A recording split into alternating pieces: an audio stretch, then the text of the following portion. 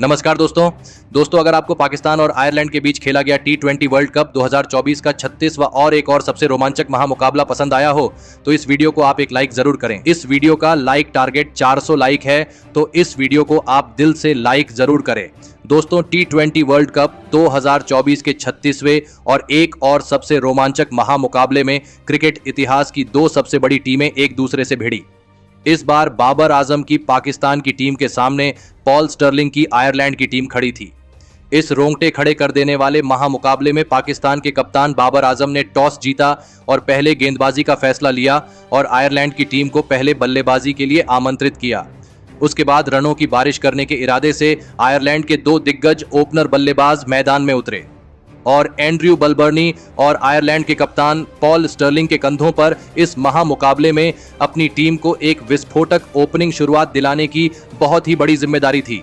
लेकिन पारी का पहला ही ओवर डालने आए शाहीन अफरीदी ने आयरलैंड के इन मंसूबों को पूरी तरह ध्वस्त कर दिया और अपने पहले ही ओवर में एंड्रयू बलबर्नी को क्लीन बोल्ड कर दिया और एंड्रयू बलबर्नी बिना खाता खोले ही आउट हो गए।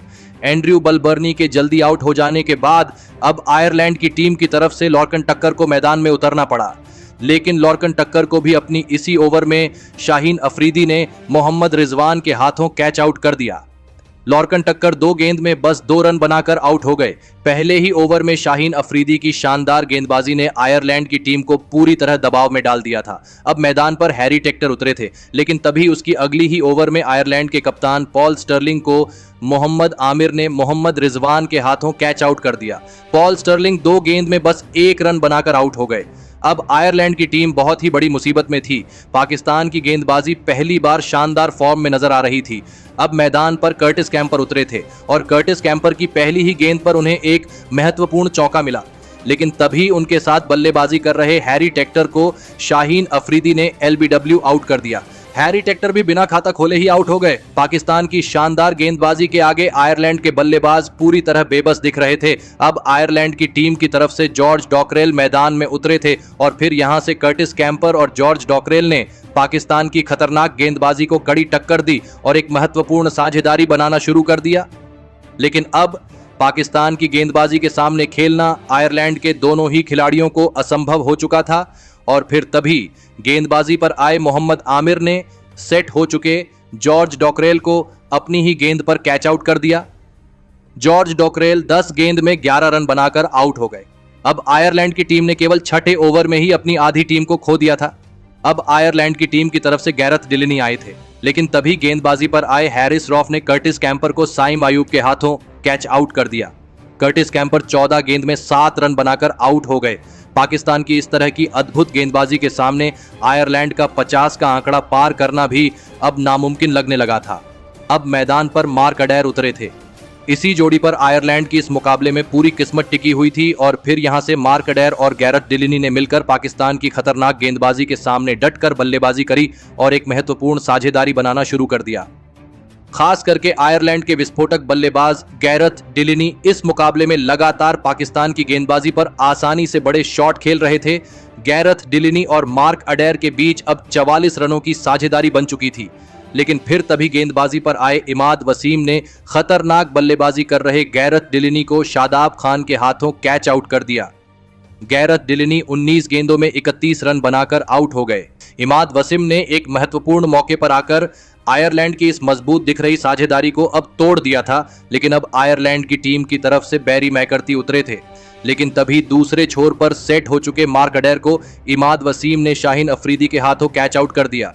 मार्क अडैर 19 गेंदों में 15 रन बनाकर आउट हो गए, लेकिन अंत में जोशुआ लिटिल ने पाकिस्तान की गेंदबाजी पर धमाकेदार बल्लेबाजी करके दिखाई और जहां पर 50 रनों के भीतर सिमटती दिख रही आयरलैंड की टीम ने इस महामुकाबले में 106 रनों का लक्ष्य पाकिस्तान की टीम के आगे रखा। उसके बाद आयरलैंड से मिले 107 रनों के लक्ष्य का पीछा करने पाकिस्तान के दो दिग्गज ओपनर बल्लेबाज मैदान में उतरे।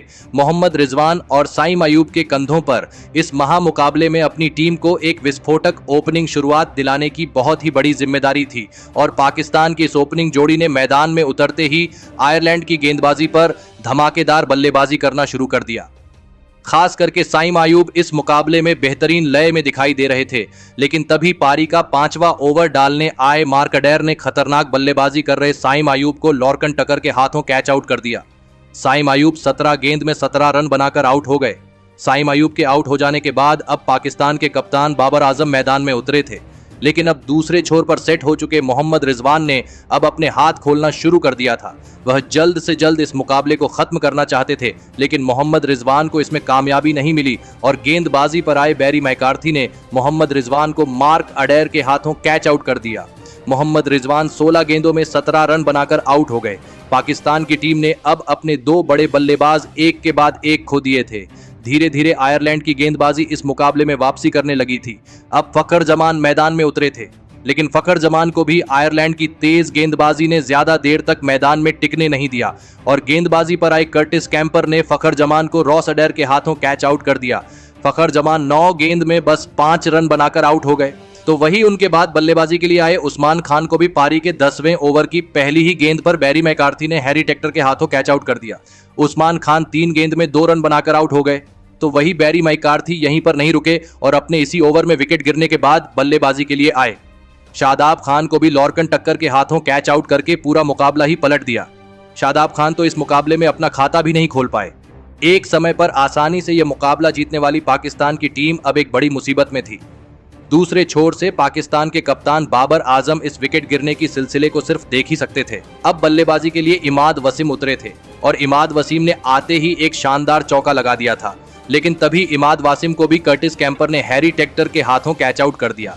इमाद वसीम 6 गेंद में 4 रन बनाकर आउट हो गए। अब पाकिस्तान की टीम ने केवल 62 रनों में अपने 6 बल्लेबाजों को खो दिया था। मुकाबला अब पूरी तरह रोमांचक हो चुका था। अब बल्लेबाजी के लिए अब्बास अफरीदी उतरे थे। दबाव पूरी तरह पाकिस्तान की टीम पर था, लेकिन पाकिस्तान की टीम के लिए एक चीज सही हो रही थी और वह थी कि उनके कप्तान बाबर आजम अभी भी दूसरे छोर पर मौजूद थे। जब तक पाकिस्तान के कप्तान बाबर आजम मैदान में बल्लेबाजी करने वाले थे, तब तक आयरलैंड की टीम का इस मुकाबले को जीतना लगभग नामुमकिन ही था। लेकिन उनके साथ बल्लेबाजी कर रहे अब्बास अफरीदी भी उनका साथ बखूबी निभा रहे थे और आयरलैंड की खतरनाक गेंदबाजी पर बड़े शॉट खेल रहे थे। अब पाकिस्तान को आखिरी 4 ओवरों में 17 रनों की जरूरत थी, लेकिन इस 17वें ओवर में पाकिस्तान की टीम को सिर्फ 3 ही रन मिल गए, जिस वजह से अब आखिरी 3 ओवरों में पाकिस्तान को जीत के लिए 14 रन चाहिए थे। लेकिन फिर पारी का 18वां ओवर डालने आए बेंजामिन व्हाइट ने अपने इस ओवर में सेट हो चुके अब्बास अफरीदी को रॉस अडैर के हाथों कैच आउट कर दिया। अब्बास अफरीदी 21 गेंदों में 17 रन बनाकर आउट हो गए। तो वही बेंजामिन व्हाइट की इस ओवर में पाकिस्तान की टीम को केवल 2 ही रन मिले। अब आखिरी 2 ओवरों में पाकिस्तान को 12 रन चाहिए थे। विकेट गिरने के बाद अब शाहीन अफरीदी मैदान में उतरे थे। अब इस पारी का 19वां ओवर गैरथ डिलिनी डालने आए, लेकिन गैरथ डिलिनी की इस ओवर में शाहीन अफरीदी ने एक शानदार छक्का लगाया। तो वहीं इसी ओवर में शाहीन अफरीदी ने एक और शानदार छक्का लगाते हुए इस रोमांचक मुकाबले को सिर्फ 3 विकेट से पाकिस्तान की टीम ने जीत लिया। दोस्तों, एक आसान से मुकाबले को पाकिस्तान की खराब बल्लेबाजी ने एक दबाव भरे मुकाबले में बदल दिया, लेकिन इसके बावजूद पाकिस्तान की बल्लेबाजी ने अंत तक लाजवाब प्रदर्शन करा और इसी के चलते पाकिस्तान की टीम यह अपना इस विश्व कप का आखिरी मुकाबला जीत पाई। लेकिन दोस्तों, पाकिस्तान की इस जीत के असली हीरो साबित हुए शाहीन अफरीदी, जिन्होंने इस मुकाबले में गेंदबाजी के वक्त आयरलैंड के 3 बड़े विकेट निकाले और बल्लेबाजी के वक्त मैदान में उतरकर अपनी टीम के लिए केवल 5 गेंदों में 2 छक्के लगाते हुए 13 रनों की मैच जिताने वाली पारी खेली और इसी के चलते पाकिस्तान की टीम यह सांसें रोक देने वाला महामुकाबला जीत पाई। तो दोस्तों, आपको इस रोंगटे खड़े कर देने वाले महामुकाबले में शाहीन अफरीदी की गेंदबाजी और मैच जीतने वाली बल्लेबाजी कैसी लगी और आप उनके इस शानदार प्रदर्शन के लिए उन्हें 10 में से कितने अंक देना चाहेंगे? आप अपनी राय नीचे कमेंट में देना बिल्कुल भी ना भूलें। धन्यवाद।